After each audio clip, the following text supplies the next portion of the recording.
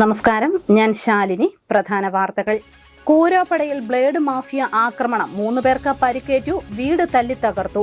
പൂരപ്രേമികൾക്ക് ആവേശമായി Thirunakkara Pooram, അണിനിരന്നത് 22 ഗജവീരന്മാർ. Rubber വിലയിടിവിൽ നട്ടം തിരിഞ്ഞ് ചെറുകിട വ്യാപാരികൾ, റബ്ബർ കടകൾക്ക് പൂട്ടുവീഴുന്നു. സർക്കാർ അടിയന്തരമായി ഇടപെടണമെന്ന് റബ്ബർ കർഷകർ.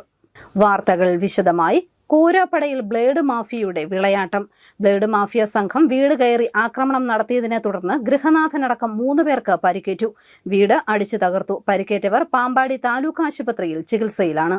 കൂരോപ്പടയിൽ ബ്ലേഡ് മാഫിയ സംഘം വീട് കയറി ആക്രമിച്ചു. ഗൃഹനാഥൻ ഉൾപ്പെടെ 3 പേർക്ക് പരിക്കേറ്റു. ലാക്കാട്ടൂർ കൃഷ്ണവിലാസം കൃഷ്ണൻകുട്ടി നായർ, ഭാര്യ ഉഷാകുമാരി, മകൻ അമൃത് എന്നിവർക്കാണ് ചൊവ്വാഴ്ച രാത്രിയിലുണ്ടായ അക്രമത്തിൽ പരിക്കേറ്റത്. രാത്രി 11 മണിക്ക് മൃത്തൂസ് അലി റഷീദ് എന്നയാളുടെ നേതൃത്വത്തിൽ 6 പേർ ഉൾപ്പെട്ട അക്രമി സംഘം വീട്ടിലെത്തി കൃഷ്ണൻകുട്ടി നായരെയും മകൻ അമൃതിനെയും ആദ്യം ആക്രമിച്ചു. തടസ്സം പിടിക്കാനെത്തിയ ഭാര്യ ഉഷാകുമാരിയെയും മർദ്ദിച്ചു. കമ്പിവടിയും വടിവാളും ഉൾപ്പെടെ മാരകായുധങ്ങളും ഇവരുടെ പക്കലുണ്ടായിരുന്നു. കമ്പിവടിക്കുള്ള അടിയിൽ കൃഷ്ണൻകുട്ടി നായർക്ക് തലയ്ക്ക് സാരമായ മുറിവേറ്റിട്ടുണ്ട്. അമൃതിന് തലയ്ക്കും കൈക്കുമാണ് പരിക്ക് പറ്റിയിട്ടുള്ളത്. പരിക്കേറ്റവരെ പാമ്പാടി താലൂക്ക് ആശുപത്രിയിൽ പ്രവേശിപ്പിച്ചിട്ടുണ്ട്.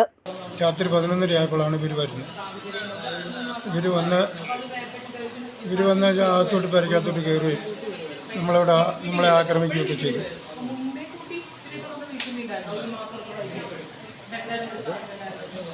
ഇവർ വീട്ടിൽ വന്ന് അസഭ്യം പറയുകയും അവിടെ ജനൽ ചില്ല് പൊട്ടിക്കുകയും എൻ്റെ ഈ സൈഡിലോട്ട് അടിക്കുകയും ഒക്കെ ചെയ്തു. എനിക്ക് 2 പേരെ എനിക്ക് ഓൾറെഡി അറിയാം. അവരെ എനിക്കറിയാം. തലവൽപ്പറമ്പിൽ നിന്ന് വന്ന ഒരു മുത്തൂസ് എന്ന് പറഞ്ഞ ആളും ധനുഷ് എന്ന് പറഞ്ഞ ഒരാളും.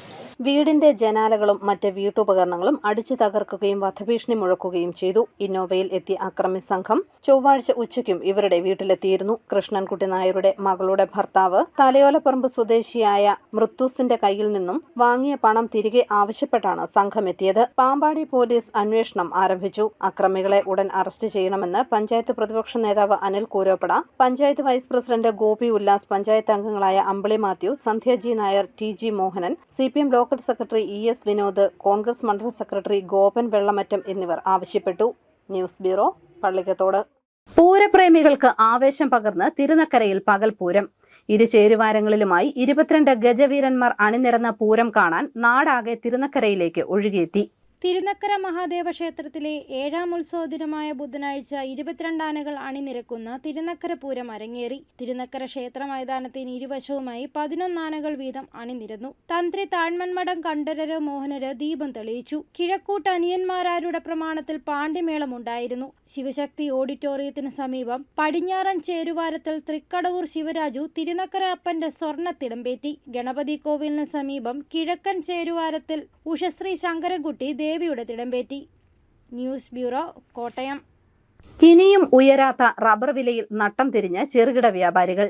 ദിവസവും വർദ്ധിക്കുന്ന ചെലവ് മൂലം ഒരു തരത്തിലും വ്യാപാരം തുടരാൻ കഴിയില്ലെന്ന് ചെറുകിട വ്യാപാരികൾ പറയുന്നു.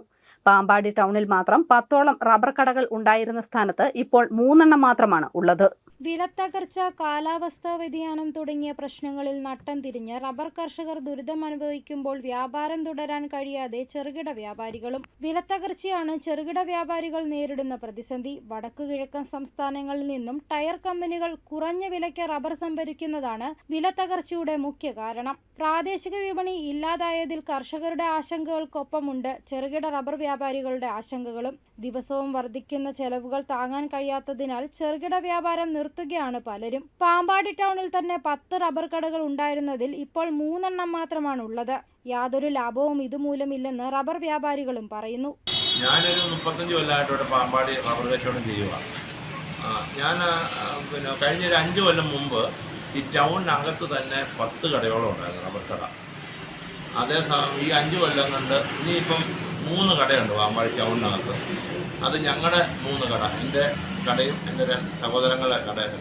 ബാക്കി എല്ലാം നിന്നുപോയി. കാരണം ഞങ്ങൾക്ക് വാടക കൊടുക്കേണ്ടാത്തതുകൊണ്ടും മറ്റിനി ഒരു പണിക്ക് പോകാൻ അതിൻ്റെ പ്രായം കഴിഞ്ഞു പോയി. അതുകൊണ്ട് ഞങ്ങൾ തുടരുന്നു.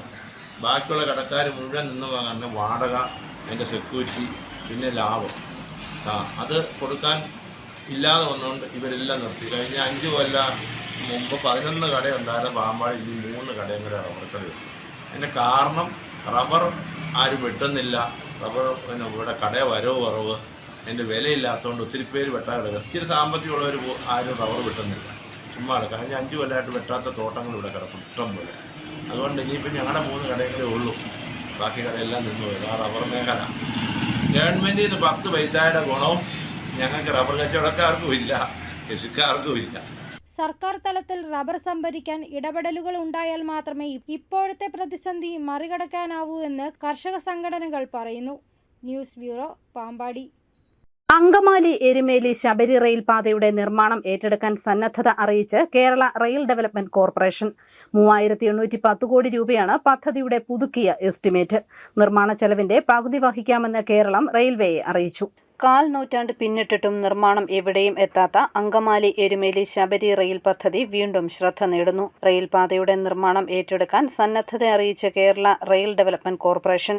കേന്ദ്ര സംസ്ഥാന സർക്കാരുകൾ തുല്യവിഹിതമെടുത്ത് നടത്തുന്ന പദ്ധതി ഇരു സർക്കാരുകളുടെയും തുല്യ പങ്കാളിത്തം എന്ന നിലയ്ക്ക് ഏൽപ്പിക്കണമെന്ന് കെറെയിൽ സംസ്ഥാന സർക്കാരിനോട് അഭ്യർത്ഥിച്ചു. അങ്കമാലിയിൽ നിന്നും എരുമേലി പുനലൂർ വഴി തിരുവനന്തപുരത്തേക്ക് പോകുന്ന റെയിൽപാതയുടെ 1ാം ഘട്ടമാണ് അങ്കമാലി എരുമേലി റെയിൽ പദ്ധതി. 111 കിലോമീറ്ററാണ് അങ്കമാലി എരുമേലി ശബരി റെയിൽ പദ്ധതി.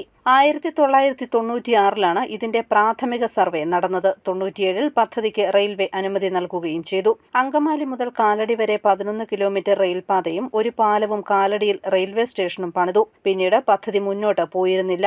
3800 കോടി രൂപയാണ് പദ്ധതിയുടെ ചെലവ്. പകുതി ചെലവ് സംസ്ഥാന സർക്കാർ വഹിക്കാമെന്ന് കേന്ദ്ര റെയിൽവേ മന്ത്രാലയത്തെ അറിയിച്ചതോടെയാണ് പദ്ധതി വീണ്ടും ശ്രദ്ധാകേന്ദ്രമാകുന്നത്. അങ്കമാലി, കാലടി, പെരുമ്പാവൂർ, ഓടക്കാലി, കോതമംഗലം, മൂവാറ്റുപുഴ, വാഴക്കുളം, തൊടുപുഴ, കരിങ്കുന്നം, രാമപുരം, ഭരണങ്ങാനം, ചെമ്മലമറ്റം, കാഞ്ഞിരപ്പള്ളി റോഡ്, എരുമേലി എന്നിങ്ങനെ 14 സ്റ്റേഷനുകളാണ് 1ാം ഘട്ടത്തിലുള്ളത്.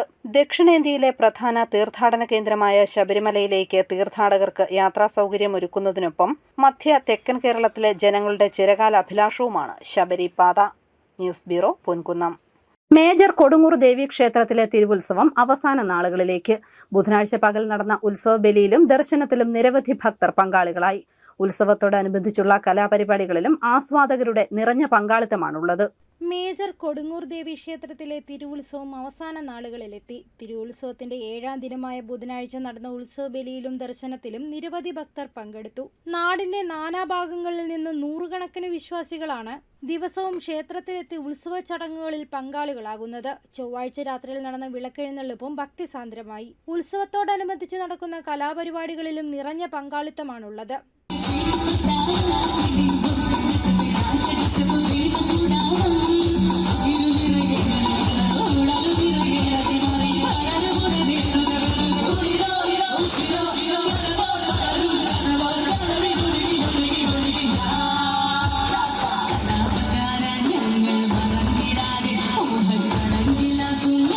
പള്ളിവേട്ട ദിനമായ വെള്ളിയാഴ്ച ഉച്ചകഴിഞ്ഞ് 3 മണി മുതലാണ് പ്രസിദ്ധമായ പിടിയാനപ്പൂരം. News bureau, Ponkunnam. വീണ്ടും ഒരു തെരഞ്ഞെടുപ്പ് കാലം കൂടി എത്തിയതോടെ പ്രാധാന്യം കുറയാതെ ചുവരെഴുത്ത്. നിർമ്മിത ബുദ്ധിയുടെ കാലത്തും ചുവരെഴുത്തിന് പ്രാധാന്യം നൽകുന്നത് ചുവരെഴുത്തുകാർക്ക് ഏറെ അനുഗ്രഹമായി. നിർമ്മിത ബുദ്ധിയുടെ കാലത്തും പ്രാധാന്യം കുറയാതെ ചുമരെഴുത്തുകൾ. അടിമുടി മാറിയ പ്രചാരണ രീതികളാണ് തിരഞ്ഞെടുപ്പ് കാലത്ത് പുതിയ സാങ്കേതിക വിദ്യകളുടെ സഹായത്തോടെ രാഷ്ട്രീയ പാർട്ടികൾ പരീക്ഷിക്കുന്നത്. പ്രചരണം സൈബർ ചുമരുകളിലേക്ക് ചേക്കേറിയെങ്കിലും ഇന്നും പ്രാധാന്യം നഷ്ടപ്പെടാത്ത ചുമരെഴുത്ത് എന്ന കല തിരികെ വന്നിരിക്കുന്നു എന്നതാണ് ഇത്തവണത്തെ തിരഞ്ഞെടുപ്പിന്റെ പ്രത്യേകത. ചുമരെഴുത്തിന്റെ പ്രാധാന്യം മങ്ങിയിട്ടില്ലെന്നും പ്രാധാന്യം ലഭിക്കുന്നുണ്ടെന്നും ചുമരെഴുത്തുകാർ പറയുന്നു. ജനമനസ്സിൽ ഒരു പ്രത്യേക സ്വാധീനമുണ്ട്. തന്നെയുമല്ല, വർഷങ്ങളായിട്ട് ഞാൻ എല്ലാ ഇലക്ഷനും ചുവരെഴുതാൻ എന്നെ ആൾക്കാർ വിളിക്കാറുണ്ട്, ഞാൻ പോയി ചെയ്യാറുണ്ട്. അത് ഒരു ഇന്ന പാർട്ടി എന്നില്ല, ഏത് പേർക്കും. ഞാൻ ആർട്ടിസ്റ്റ് ആയതുകൊണ്ട് ആ രീതിയിൽ ചെയ്തു പോകുന്നു. പിന്നെയുള്ളത് ഏറ്റവും ജനങ്ങളെ സ്വാധീനിക്കുകയും ഏറ്റവും കൂടുതലായിട്ട് ഒരു ജനങ്ങളുടെ മനസ്സിൽ തങ്ങി നിൽക്കുകയും ചെയ്യാവുന്ന ഒരു ഇതാണ് ചുവരെഴുത്ത്. മുന്നണികൾ ചുമരെഴുത്തിന് വലിയ പ്രാധാന്യം നൽകുന്നത് കലാകാരന്മാർക്ക് വലിയൊരു ആശ്വാസമാണ്. നിർമ്മിത ബുദ്ധിയുടെ കാലത്ത് മനുഷ്യന്റെ കഴിവുകൾക്ക് പ്രാധാന്യം നൽകുക എന്നതും നല്ല കാര്യമാണ്. തിരഞ്ഞെടുപ്പ് പ്രചരണം പ്ലാസ്റ്റിക് മുക്തമാക്കുന്നതിന് സംസ്ഥാന ശുചിത്വ മിഷൻ മാർഗനിർദ്ദേശങ്ങൾ പുറപ്പെടുവിച്ചിരുന്നു എന്നതും ചുമരെഴുത്തിന്റെ പ്രാധാന്യം വർദ്ധിപ്പിച്ചിട്ടുണ്ട്. News bureau, Pala. Thoppan swimming സെന്ററിന്റെ നേതൃത്വത്തിൽ അവധിക്കാല നീന്തൽ പരിശീലനം ആരംഭിക്കുന്നു. കാഞ്ഞിരപ്പള്ളി അൽഫീൻ സ്കൂളുമായി സഹകരിച്ചാണ് നീന്തൽ പരിശീലനം നടത്തുന്നത്. ഏപ്രിൽ 1 മുതൽ ജൂൺ 1 വരെ പൊതുജനങ്ങൾക്കായാണ് പരിശീലനം നടത്തുന്നതെന്ന് സംഘാടകർ അറിയിച്ചു.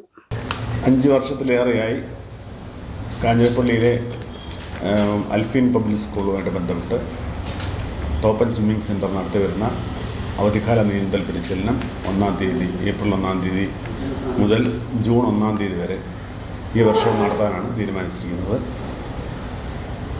3 ബാച്ചുകളിലായിട്ട് രാവിലെ 6 മണി, 7 മണി, 8 മണി, വൈകുന്നേരം 4 മണി, 5 മണി, 6 മണി എന്ന ക്രമത്തിൽ 6 ബാച്ചാണ് ഞങ്ങൾ ഉദ്ദേശിക്കുന്നത്.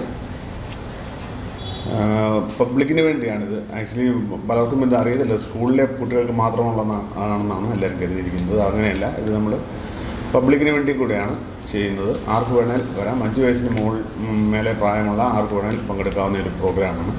അറിയിപ്പ്: സർക്കാർ സംരംഭമായ കേരള സംസ്ഥാന പൗൾട്രി വികസന കോർപ്പറേഷൻ നടപ്പിലാക്കുന്ന ജനപ്രിയ പദ്ധതികളായ കെപ്കോ ആശ്രയ, കെപ്കോ വനിതാമിത്രം പദ്ധതികൾ നടപ്പാക്കാൻ താൽപ്പര്യമുള്ള സംസ്ഥാനത്തെ വിവിധ പഞ്ചായത്ത് അധികൃതരിൽ നിന്ന് അപേക്ഷ ക്ഷണിച്ചു. മാനേജിംഗ് ഡയറക്ടർ, കേരള സംസ്ഥാന പൗൾട്രി വികസന കോർപ്പറേഷൻ, പേട്ട, തിരുവനന്തപുരം 695024 എന്ന വിലാസത്തിലാണ് അപേക്ഷകൾ അയക്കേണ്ടത്. വിവരങ്ങൾക്ക് ഫോൺ 9495000920. കൊച്ചിൻ ഇന്റർനാഷണൽ എയർപോർട്ട് ലിമിറ്റഡിലെ general manager, deputy general manager, senior manager, junior manager തസ്തികകളിലേക്ക് 27 വരെ അപേക്ഷിക്കാം. വിവരങ്ങൾക്ക് വെബ്സൈറ്റ് സന്ദർശിക്കുക. Website www.cial.aero. പ്രധാന വാർത്തകൾ ഒരിക്കൽ കൂടി. കൂരോപ്പടയിൽ ബ്ലേഡ് മാഫിയ ആക്രമണം, 3 പേർക്ക് പരിക്കേറ്റു, വീട് തല്ലിത്തകർത്തു. പൂരപ്രേമികൾക്ക് ആവേശമായി തിരുനക്കര പൂരം, അണിനിരന്നത് 22 ഗജവീരന്മാർ. റബ്ബർ വിലയിടിവിൽ നട്ടം തിരിഞ്ഞ് ചെറുകിട വ്യാപാരികൾ, റബ്ബർ കടകൾക്ക് പൂട്ടുവീഴുന്നു. സർക്കാർ അടിയന്തരമായി ഇടപെടണമെന്ന് റബ്ബർ കർഷകർ. ഈ ബുള്ളറ്റിൻ പൂർണ്ണമാകുന്നു. നമസ്കാരം.